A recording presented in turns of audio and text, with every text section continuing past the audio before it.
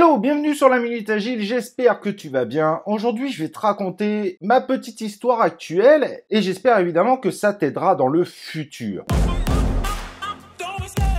Alors, pourquoi j'ai appelé cette vidéo Dinosaure Agile? C'est tout simplement pour représenter les gens comme moi qui sont dans l'agilité et surtout le coaching agile depuis un long moment. Et pour être honnête, on se rend bien compte que la situation se dégrade pour nous.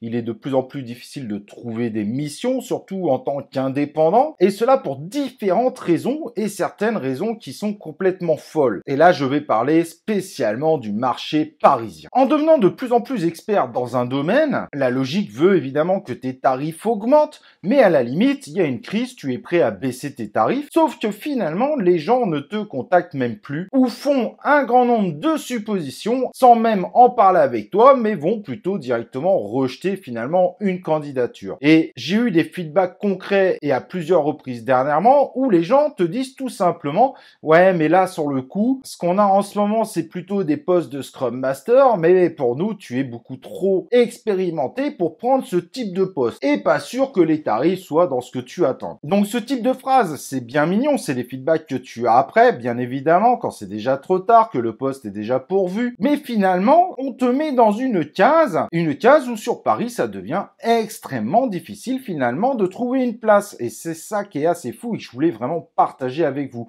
Et depuis 4 mois maintenant, je galère tout simplement à trouver des missions. Je travaille que quelques jours parce que de nombreuses boîtes ne veulent même pas te proposer 90% des missions car tu es considéré trop expérimenté, que tu vas t'ennuyer, que tu vas partir. Et je trouve ça assez navrant même finalement parce que derrière on dit « Ah mais tu sais, Scrum Master c'est pas pour toi, hein, c'est pour les gens qui n'ont pas d'expérience. » Et là, je dis rien mais je trouve ça très dévalorisant pour ce poste de Scrum Master. En quoi un Scrum Master, quand le rôle est bien posé, est un poste non expérimenté? Mais c'est complètement fou, c'est à mes yeux toujours cette fameuse persistance qu'il y a le Scrum Master et au-dessus il y a celui qui est le plus fort qui est le coach agile et au-dessus il y a les dinosaures agiles encore plus forts mais de toute façon eux, il y en a de plus en plus mais il y a de moins en moins de postes. Mais par contre pour Scrum Master, on veut plus de toi tout simplement parce que tu es trop expérimenté et je trouve ça vraiment complètement hallucinant. Déjà je trouve que c'est un jugement envers ce poste de Scrum Master et d'un autre finalement, ces entreprises ne se rendent pas compte du mal qu'elles font.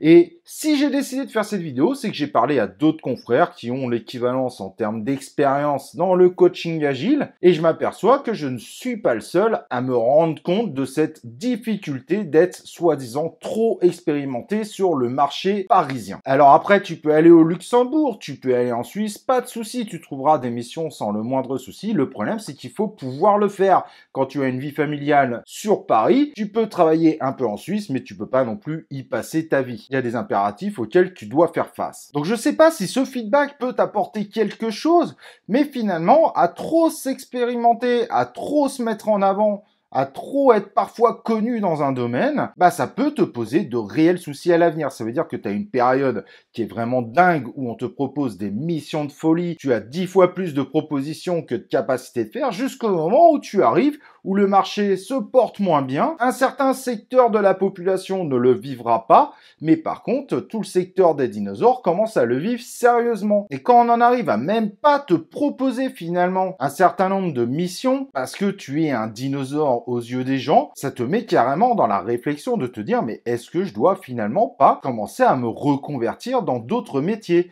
Pourtant, j'adore le coaching agile, j'adore ce métier. Vous avez vu le nombre de partages que j'ai fait, que ça soit en vidéo ou en article, plus de 600 articles en vidéo, je sais pas, on doit être à 400 vidéos sur la chaîne. Et aujourd'hui, ceci devient un préjudice dans la vie professionnelle. Donc si évidemment tu es employeur et que tu regardes la vidéo, n'hésite pas à me contacter si tu as une mission intéressante. Ne te fais pas de suppositions avant de me contacter. Voyons ensemble, parlons ensemble. Mais si moi je vis ça alors qu'aujourd'hui je n'ai que 42 ans, j'imagine que je suis pas le premier à vivre ce type de problème et évidemment je pense que je ne serai pas le dernier. Donc faites attention évidemment dans votre évolution.